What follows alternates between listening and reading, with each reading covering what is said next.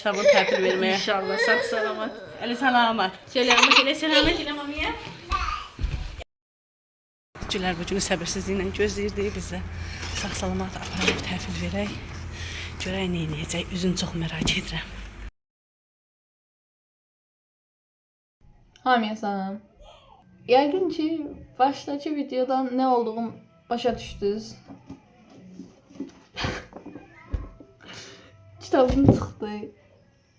Əlimdə ola hələ də özümə qəribə gəlir ki, kitabım çıxdı. Mənim kitabımdır, üstünə mənim adım yazılıb. Kitabın adını mən qoymuşam. Kitabın içində işlərin hamısını mən özüm yazmışam. Videolar da var. Arxada da var. Yuxarıda oradakıların hamısı mənim kitablarımdır. Çox yazarın şeylərinə baxırdım, öz paylaşdıqlarına da, yəni öz kitablarına verdiyi reaksiyalara baxırdım. Öz kitablarına 50 dənə məsələn alıb yıkıldılar, qıraq açıblar, yəni mənim kitablar. Mən də qəribə gəlirdi ki, görəsən bir cümlə mən də eləyə bilərəm. Eləyirəm, eləyə bilirəm. Bu arada, birinci kitab haqqında danışmayacağım. Kitab haqqında qısa bir məlumat var, amma qısa cümlələr oxuyacağım içindən. Əslində, deməli, evdəkilər hamısı məni anladıb ki, kitab, deməli, 7-ci gün çıxacaq, 1-ci gün məktəbə aparacaqsan, Gülə müəllimə hədiyyə verəcəksən, Dil ədəbiyyat müəllimimizə. Mən də mal kimi buna inanmışam. Normal məktəbdən, 4-cü gün məktəbdən gəlmişəm. Mamama dedim ki, belə-belə nə oldu kitab? Dedilər ki, 7-ci gündə çıxacaq, gedib götürəcək. Mən də mal kimi inanmışam. Mənimlə məndən soruşanda deyirəm ki, hə, xanım gün çıxacaq, 1-ci gün gətirib məktəbə verəcəm. Həmin dünəndə mən, deməli, Zəhranın ad günüdür. Əmin misin? Biz oraya gedəcəyik, mən ona hədiyyə düzəlmişəm, hədiyyə ona verəcəm. Mən özən neçə gün qabaqcadan da, bu əvvəl atdığım videodan da bir gün qabaq, atam evdən, deməli, işə gedmişdi. Biz məktəbdən gəldik, gördüm ki, ata qapının, deməli, ayaqqabılar qapının ağzındadır. Atam da həmişə işdən gələn aynı gün gətirir. Hə, dəmir falan gətirir, aşağıda qalırlar. Mən də dedim ki, elə bildim kitablarımı da gətirib orada. Açsın baxdım, dedim ki, yox, mələk. Bacıma dedim ki, mənim içimdə qəribə bir his var. 100% mənim kitabım çıxıb. Bacım dedi ki, az nə əlaqə kitabım çıxıb, nəminə. Zəhra mənə dedi ki, məktəbdə bugün nəsə inanlamayı, kimiz üçün də yaxşı bir gün olacaq bu gün. Həmin gün də Zəhranın ad gündür. Dedim, yəqin ona görə belə deyir, həqiqətən ona görə deyirdi. Həm də ki, məndən başqa hamısı demək olar bundan xəbəri var idi. O gün axşam yağış yağdı, evə gəlmişdi. Həmin gündə kitabları gətirilmiş. Bizdə də bir də yer var, qapıdan içəri girən kimi orada ata həmişə gətirir, dəmir dimini oraya yığır. Yəni dəmir dimini nəsə gətirəcək, aparıb ora atacaq. Mən də gələnçidə gəliləndə, mən də ata gəldi getdi içəri, mən də elə bilirəm ki, şeydir bu. Niyə sonra yenə dəmir dimini gətirib atacaq ora. Getdim görüşmədim, mən beynimə yerimir ki, ata 3 gün dalbadan, 2 gün dalbadan niyə evə gəlsin? Zəhra səhər gün mənə dedi ki, belə-belə də başın kimisində yaxşı olacaq, belə olacaq, falan olacaq. Sonra biz deməli Rübeydə müəllimlə, fizika müəllimimizlə yəni görüşdü elədik, biraz söhbət elədik. Zəhranla bunlar nəsə söhbət eləyirlər ki, nəm qutuda, nəm karobkaya şeyə kartona pişib gətirəcəklər, nəm nə ayıracaqlar. Mən dedim ki, nə deyirsiniz, başa düşmürəm. Həqiqətən burada başa düşmürəm ki, nə danışırlar. Elə bildim ki, Zəhrəyə verdim hədiyyələrdən danışırlar. Çünki Zəhranın da ad günü idi. Sonra sinifə deməli, deməli 4-cü gün axşamçaq da mamam atamla nəsə danışıb silib. Günə mənə nəsə danışıb silib. Mən yəni girib baxıram ki, görüm nə danışıblar. Girib baxmaq istəyirəm, onu da icazə vermədi. Mən mal kimi deyirəm ki, 100% mamam mənim əlimdən soruşub ki, Gülər dərslərini nətərdir? Səhər günü dördüm getdim məktəbə, dedilər ki, kitabın da çıxacaq, mən dedim ki, adını gün çıxacaq, 1-ci gün gətirəcəm məktəbə. Ədəbiyyat dərsində oturmuşuq. Bu arada Gülər mənim də çox şey idi, heç demirdi, heç eləmirdi, normal bir gün kimi keçib gedir. Qapı açıldı, içəri Zəhra maması, Rübeydə müəllim. Daha doğrusu birinci atanla mama girdi içəri. Mən də həmin momentdə biz BSG yazacaqdıq. Mən də fikirləşdim, anda da fikirləşəm. Ata gəl birdən içəri girsəm nətər olar. Gəlib girdi içəri. Mən də olur məndə sən. Həmin momentdə də biz deməli müəllim qaytardıqları başa salanda mən bir yandan da fikirləşirəm ki, mama gəlsə nətər olardı, görsən nə təpki verərdim, nə reaksiya verərdim. Özü məndə də şey var məsələn, xəyal quranda bir an gerçəklikdən çıxıb o xəyalın içində kimi hiss edilir. Elə məsələn bir bax gözün qabağına gəlir, bir də bax özü o şeyin içində hiss eləyəsən. Mən də oturmuşam belə mamamın səsini eşitdim əvvəl. Dedim ki, yəqin ki başqa biridir, mamamın səsini oxşatdım. Ay mamam. Bir gün mamam. Gəldik, girdik içəri. Mən də belə durmuşam, belə dərsə qulaq asıram. Atam gəlib, mən də belə oturmuşam beləyəm. Durmuşam ayağı beləyəm. Çünki məndə elə bir şey var ki, şeyin içində işınlanmıram. Dedim ki, mən indi ayağa durub gəzsəm, birdən mən hər xəyal görərəm, nəsə gözümün qabağına gələr. Müəllim mənə deyir ki, bu şizofrendir, niyə durub ayağa gəzir belənçi? Biraz şey elədim, oturdum, gördüm ki, ata əlində gül gəlir, mənim üstümə gəlir. Durdum, ata mən qucaqladı elədi, birazdan sonra, hələ də mən şokdayam. Amma mən ayılmışam. Sonra durdum, müəllimin yanında bir kitab falan açılar, mən hələ də şokdayım. Müəllimin danışdıqları uğultu kimi, ben ata yanıma gələndə gözlərim də qaralmışlar. Mən neyse, o yerini qoyarım, yəni baxarsınız.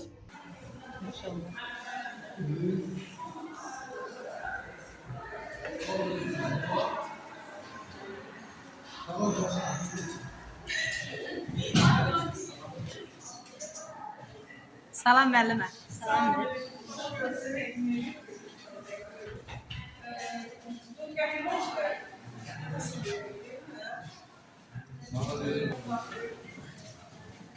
Sən mən də təbrik edirəm. İnanın ki, bu mənim üçün neçə gün bundan əvvəl demişdi. Çox sevindirici oldu. Lakin uşaqlar, yəqin ki, siz hamınız bilirsiniz. Mən özüm bayaqda heç nə demirəm. Əslində mən də bilirdim. Amma heç nə demirəm. Ona görə ki, bu məktəb şagirdlərinin həyatında nadir hallarda təsadüf olunan bir şeydir. Əlimdə gördüyünüz, yəqin ki, bu mənə təqdim olduğuna görə yəqin icazəlidirlər. Biz bunu açaq. Necə ki, bu mənim üçün olanda, mən özüm necə sevinmişdimsə, sənin üçün də olanda eyni hissləri keçirmişəm. Bəlkə belə həyəcan keçirdim, bilən nəyə görə. Mənim ilk kitabım çıxanda mən bir neçə il bundan əvvəl olmuşdu. Artıq mən 4 yaşımı geçmişim. Amma bu şagirdimizin üzrə hesab edib durmalı oldu. Bunu görmək, baxın, bu sizin sinif yoldaşınızın.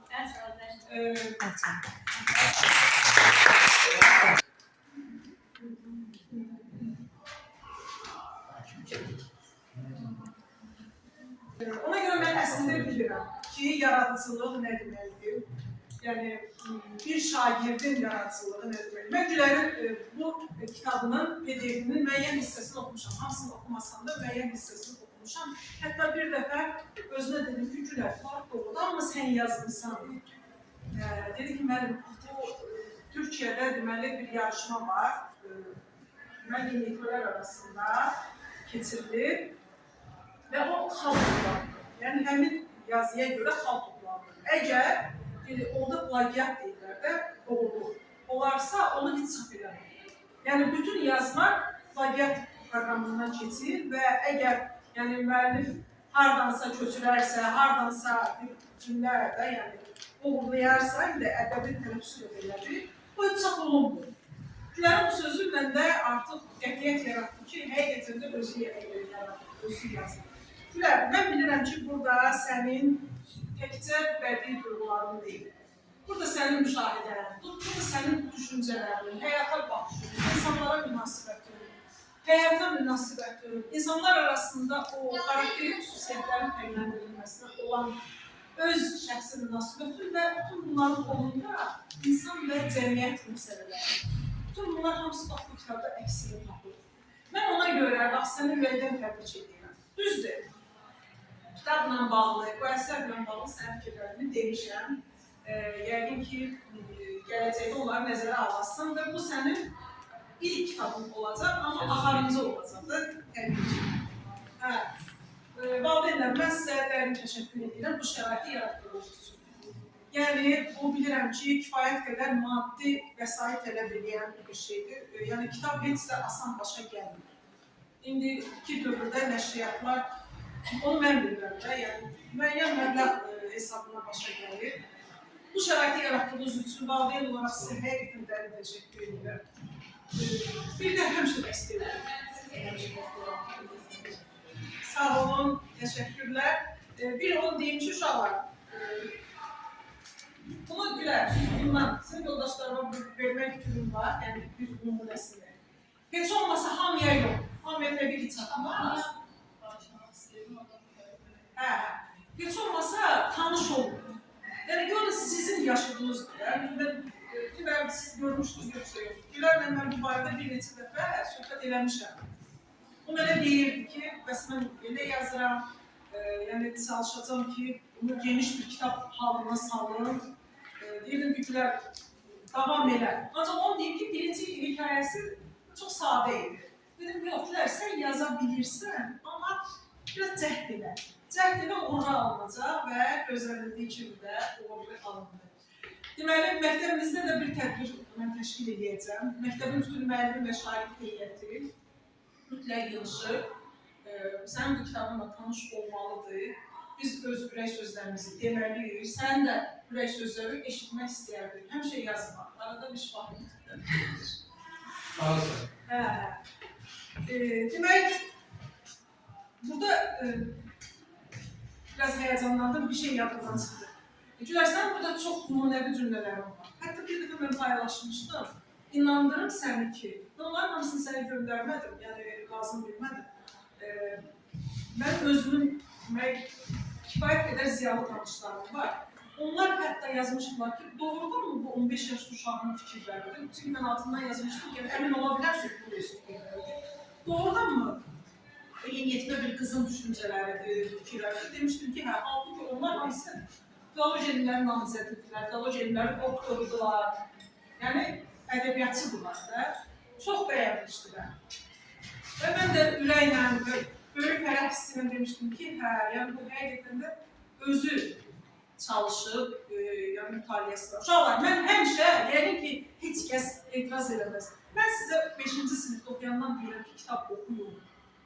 Kitab oxumaq, elə təkcə vaxtını nəyəsə sərf etmək deyil. Və yaxud da kitab yazmaq asan bir şey deyil. Yəni, mən özüm də kitab oxuyanam, amma ki, bu yaşımda bir kitabım var. Hələ ki də, indi mən də çalışıram, bir növbəti kitabda işimizi görürsün. Kitab oxumaq dünya görüşünü artırır, insanı savadlandırır. İnsanın həyata, cəmiyyətə, təbiətə münasibətini dəyişir. İnsanlarla münasibəti necə qurmaq lazım olduğunu tənzimləyir. Səni heç kəs sustura bilməz. Haqlı olduğun qədər səni heç kəs sustura bilməz. Yəni, həmişə söz ehtiyatın olur, fikirlərini ifadə edə bilirsən, çalışırsan, bir anlayacaq. Valla, mən şagird olanda, yəni səni yaşlı olanda bir dəfə xatırlayıram, ədəbiyyat müəllimi mənə nə illah elədi ki, tədbir keçiriləcək məktəbdə. Gəl orada danışır. Dedim, yox, öldürəsindən danışmaram. Yox, dedim, mən danışa bilmərəm, çünki utanıram, sıxılıram, universitetdə də eləyim. Hazırlayırdım, amma heç vaxt danışmıram. Gülər, sən narahat olmaq ki, indi bəzi şeyləri mən ifadə edə bilmirəm. Amma sən çalışsın, cəhd eləsin, alınacaq. Alınacaq və bir zamanlar auditoriyalarım ən yaxşı oratorla, natiqlə çevriləcəksən. Yəni, bu kitabı yazan adamın ola bilməz ki, şifahi nitqi olmasın. Bu yaşda ola bilər, sən başa saldım ki, olur. Amma müəyyən yaşdan sonra bəli, auditoriyalar səni ürəklə dinləməyə həmişə hazır olacaq. Buyurun, çox sağ olun. Sağ olun. Başqa sizin bir valideyn kimi. Uğurlar, hər birində. Uğurlar. Mən elə bilirəm ki, bu müəllim xeyri duası Quran kəlməsinə bərabərdir. Nə vaxtsa səsin daha böyük yerlərdən gəlirdi. Bir anlıq düşün desin.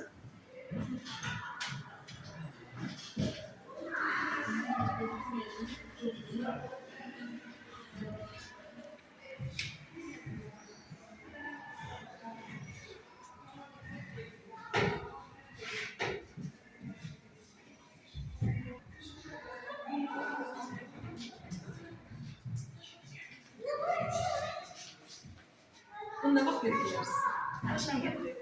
Akşam getir. Yine şok atışma da. Sinan diyecek, Sinan kamerasını diyecek. Başından dedi, şu yaşarım, ekran başından geldi. Eşya içində baksın dedi ki, nereye? Bir kitabını getirdik, içinde qəribə bir his var. Gəlib evə ayaqqabılarını görüb, baxmanızda elə bir belə evdən sonra gördük. O həqiqətən də görüldü. Allah razı olsun. Sağ olun, siz de çok sağ olun. Ben həmişə o valideynləri yəni, dəstəkləmişəm. Onlara necə deyirlər, ürəyimdən keçən ən xoş arzularını, xeyirdualarını vermişəm ki, övladını dəstəkləyəcəm. Çünki uşağa dəstək bir valideyndən gəlir, bir müəllimdən gəlir, bir də həyatda yaxşı dostlar, yaxşı dostlar. Şükür Allaha baxın, Gülər, belə bir valideynlərimiz var. Yəni, indi bizim də gücümüz nəyə çatır, onu eləyirik. Salam, bəxtiniz xeyir olsun. Hoş gördük, hoş belalardır. Yaxşısınız? Yaxşı, gel buraya görüp olacaq, istəyəm ki, İnşallah, inşallah bizim soranın daha yüksek yerden gelsin. Xeyirli uğurlu olsun, hansıdır bizim kitabımız? Budur. Ay, sağ ol. Ha, dayı, ne var? Köpü düğündür.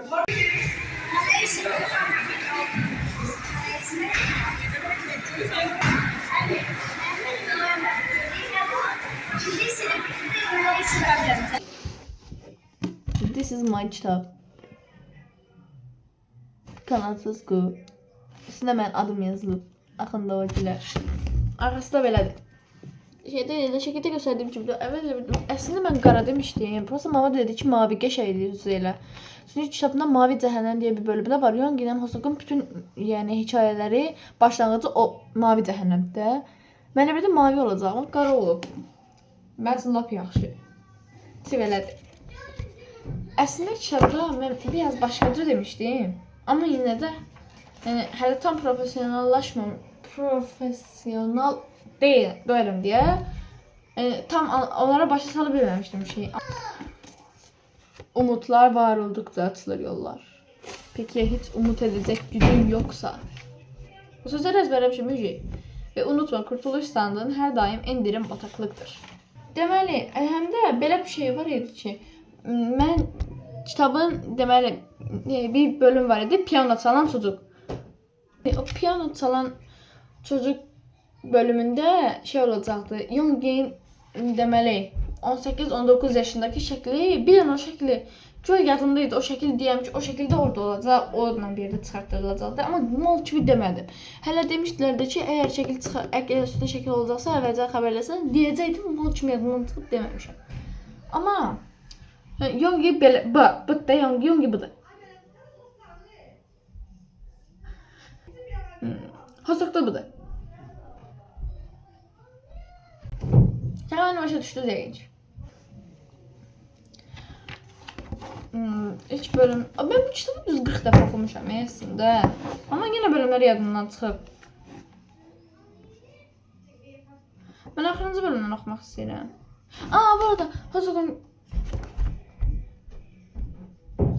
Amma Gənc Vətənin İzdirabları kitabındakı yazıları kursivlə yazacaqlar. Ruhların fısıltısı. İlk yuxuyu Hosok hansı bölümdə görür? Bir dəqiqə baxın. İndi bu arada bu dediyim Hosokun yuxusudur. Hosokun gördüyü kabus. Bir ev vardı. Evin içinde kimse yoktu ama bir ses geliyordu. Piyano sesiydi. Yakınlaştığımda yüzünü göremediğim bir adam çalıyordu. Ama her parmaklarının tuşlara bastırışında sesler kayıyordu.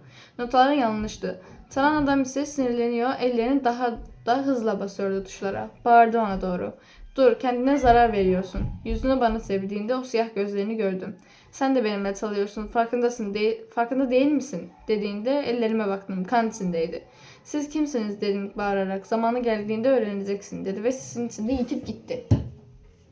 Burada Yongi'nin ilk bir piyanist olduğunu öğrenir. Bir an yadına Hosogun yadına nəsə düşür, ama tam şeyliyi bilmir. Hosogun axırıncı gördüyü yox. De. Hansı bölümüydü o?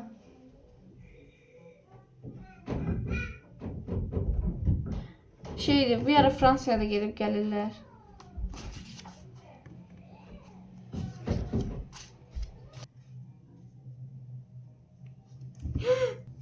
Diyor ki, Seni tanırım Yonga'yı. Senin yüzünü yıllar önce gördüm. Küçücük bir çocuktun. Şimdi katil olmuşsun. Şimdi bizi öldürmüşsün. Sen o lazımıydı Alistair'a. Alistair'a değil. Alistair. Sen o lazımıydı. Çünkü sen gidip dostun huzurun niye yani şey deyirsən ki, pozursan ki. Niyə görə düşmənlərin sözünü uyursan ki, öz həyatı yaşaya bilərsən sakitcə. Yəni, pula ehtiyacın varsa dəqiqdən Yongi verə bilərdi yəni. Mal. Daha da ben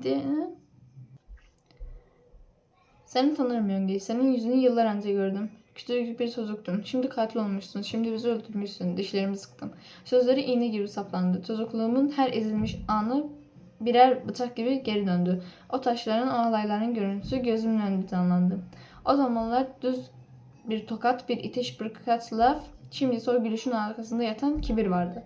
Ben susup dinledim. Çünkü cevap vermek için doğru anı bekliyordum. Hayır, onu öldürmek için doğru anı bekliyordum. Niçin peşimizdeydiler diye sordum usulca. Sesimin soğukluğu geceyi deler gibi oldu. Sen mi ayarladın hepsini? Şerefsiz. Kakası geceyi yırttı. Ben mi? Ah Yongi, şehirde herkes para karşılığı ile işler çevirir. Sen benim oyuncağımdın hani. Şimdi büyüyüp sırt çevirdin. Komik. Bu arada öz yazdığım kitabda yani bazı karakterlerden nefret edirəm. O vakit zihnimde bir sel aktı. Çocuk Yongi vardı önümde. Ayakları taşlı, yüzü çamurlu, gözleri korku dolu. Tokat yiyen, alay edilen çocuk. Ama şimdi daha güçlüydüm. Kimsenin ezmeyeceği kadar güçlüydüm. Belki de özü göstermek için özüne kalkan koymuştum. Ama aslında güçlü değildim. Bu kitabı yazanda həqiqətən yəni ilk başlayanda başqa cür yazacaqdım. Mən Hosok şey olacaqdı. Axırda Hosok külədən düşəcəkdi. Yəni getdikləri qaranlıqda düşmənlər onları tapacaqdı. Hosok onları görən kimi də deməli sehirli bir şey olacaqdı. Hosok külədən düşüb tablonun içində olacaqdı. Yanında da bir də Lavinia olacaqdı. Və uzun olmayacaqdı. 16 bölümlük qısa bir video olacaqdı. Sonra mən dedim ki, bu kitabı çıxartdıra bilərəm əslində. Daha uzun yazarım. Bu kitabda həqiqətən bütün duyğularımı işlətməliyəm. Yəni, karakterlər daha çox önəm verməliyəm. Adicə, məsələn, orada şey var idi. Kitabda. Deməli, Mark əmi var idi. Qoca idi. Çox qoca idi. O, deməli, Hosok'u evdən, ailəsi evdən atandan sonra Hosok, o, deməli, bir də kiraya ev götürür. Sonra da işə başlayır. İşdə deməli Hosok kitabxanacısı olmağı çox istəyir. Yəni kitabları çox bağlı idi deyə gedib kitabxanacı işləyir orada. Bu Mark əmi də bana şey deyir məsələn. Yongində ora gələnlərdə kitab oxuya bilənlər, o yolları hiss eləyənlər içəri alırlar. Yongi də bunlardan biri idi. Bu eralarda da Yongi ilə Hosok sadəcə 2-3 həftədə tanış olublar. Hosok orada işə başlayıb. Sonra Yongi oraya gələndə Mark əmi deyir ki, gəl o müştəriyə sən bax. Gəlib görür ki, Yongidir. Sonra Mark əmi deyir ki, siz göz tanışsınız. Belə bunlar qaş göz eləyir. Yəni, onun həyatını yazmasan belə, yəni, o karakterin sonu biraz travmatik olur. Belə. Və yaza düz kitabı 4 dəfə silindi. Mən təzədən yazdım. Bir dəfə silindi, bir dəfə bacım silindi, bir dəfə kompüter dondu. Bir dəfə təzə kompüteri köçürdəndə dondu, silindi. Və nəhayət ki, nə qədər çabanın sonunda bu kitab sonunda çıxdı. Və paylaşanda bir iki Türk dostum var. Onlar dedilər ki, Türkiyəyə də göndər, biz oxuyacaq. Amma 16 dənə ancaq kitabı qalır. O da satışa verəcək. 15 dənə daha doğrusu qalır. O da satışa verəcək. Qalmışdı ki, Türkiyəyə göndərək. Yəni, burada mənə baxan Türk dostlarıma səslənirəm ki, gedin o Wattpad'dən onu oxuyun. Hər hazırda Türk tanışım da yoxdur ki, yəni elə bir böyük bildiyimiz yoxdur ki, biz ondan göndərək Türkiyəyə. Ona görə gedin Wattpad'də oxuyun. Nə olacaq ki, bu şəkildə deyil? Nə olacaq ki? Gedin Wattpad'dən oxuyun da, həmin kitabda, həmin formadır. Qapağına gedə hamısı eynidir, için cümləsinə gedə hamısı eynidir. Hətta orada şəkil də var. Gedib oxuya bilərsiniz onu. Hələ də həmin o sinifdə içəri girmələr mənə hələ də qəribə gəlir. Buna baxmayaraq videomu sonlandırıram. Gedin onu oxuyun. Satılmağına görə Allah haqqı demirəm. Gedin onu oxuyun və fikrinizi bildirin ki, bu kitab nə tər yazmışam. Neyse. Salamat qalın.